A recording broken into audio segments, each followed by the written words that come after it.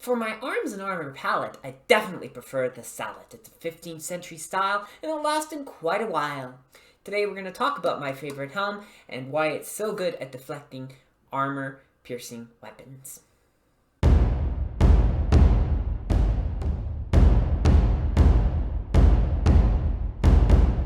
Hello again, Lauren back with you, and today we're going to talk about my favorite helm as an extension of our last video about armored longsword. So when we were talking about armored fighting, we were talking about how you aim for certain things, particularly the eye slit. You're looking at getting around the visor. And the Sallet actually has some design features, and perhaps you can already start to see that. Design features that really help protect against those attacks. Since the attacks were focused on trying to get into gaps of the armor, when we get into the 15th century, you start shaping your armor to deflect away those attacks. It really is a big arms race. The more we got armor improved, so the weapons had to change, and then because the weapons changed, the armor had to improve, and on and on and on and on it goes. So the Sallet, my favorite type of medieval helm, it definitely has this little protrusion of the visor here. It's not flush. I mean, it's easier to ride above the helm, but it sticks out quite a bit. Didn't have to stick out that much, but it has a great advantage for defensive feature. So I'm just going to show you right away, because this is a very quick video today. I have the rondel dagger here. Rondel dagger, very big use in armored fighting combat. You're trying to get into those gaps. If you're aiming and you're coming up and trying to get into the eye slot, well, instead, you're glancing off and up. Because the visor protrudes outward, it actually offers more protection. It's more difficult to get in.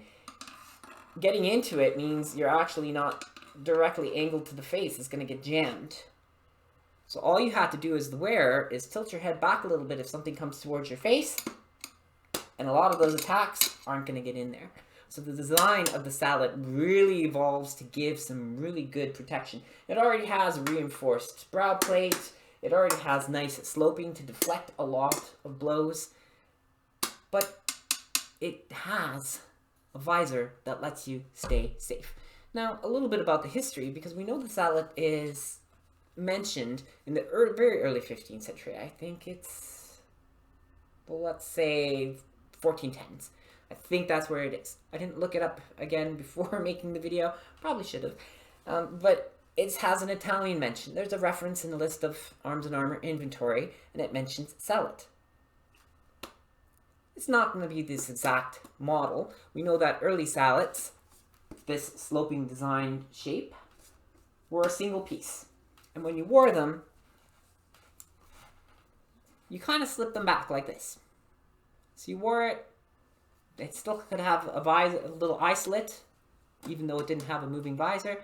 And it looks a little bit like Star Wars. When you think about Star Wars, A New Hope, that first movie they made in 1977, a lot of the rebels are wearing these kind of slope back helmets. So it's got a little similar design. It's nice to see that history does inform movies a little bit in the design of things. Not in the actual use, but at least in the design. That's always good. But you slide it forward, do the buckle, and you'd have it in front. But if you needed to see more, you could slide it back on your head. So original Sallets, and you see it in the artwork, and kind of have a look. And one really cool thing is that there's an example of this in the Royal Armouries in Leeds in England, and it's painted. It's got really beautiful decoration, probably because it wasn't finished, as in polished and really ground and really refined from any of the last of the hammer marks and nice bright polish. So what do? If you're buying a helm and it's not the top quality, well, you paint it. And so painted helms are a thing. Something I didn't mention in my Protect Your Head video was that you can have painted helms, and we have examples that have survived to that. But the Sallet, really good against deflecting all these incoming blows at the face. And of course this one with the push button and the visor that moves. And every time I try to do this on camera, oh, there we go, it actually worked today. So because the visor moves up and down, you can have it secured, you can have it strapped to your head, You don't have to worry about it. It can be strapped around, and when things get a little too close, you put this down. There we go. And you've got a very narrow eye slit. So you still have a pretty wide peripheral, so you can still see quite well. I can see my hands out to about there. So it's pretty good. I can see my hands very well, more than the video screen even.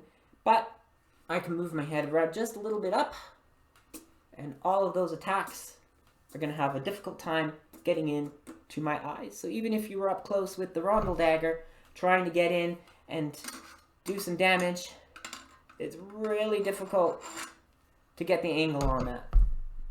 So it's a really good piece of protection. And of course, I had been asked to do some more videos on my helms and to talk about medieval head protection a little bit more. So this gives us a little closer look at our Sallet, or at least my Sallet. And I really do enjoy this style. I'll probably get another one that's a little bit fancier, maybe with a bever, but that's probably quite some way down the road.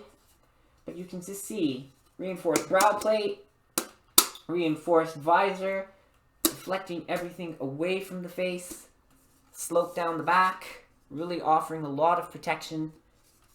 This is a really, really good helm, and it lasted through the 15th century. We see eventually versions that have an articulated sort of like a lobster tail that really comes down, or it's really forged to a long peak on the back. And we see bigger crest, or this point on top, the ridge gets a little bit bigger to help give extra deflection.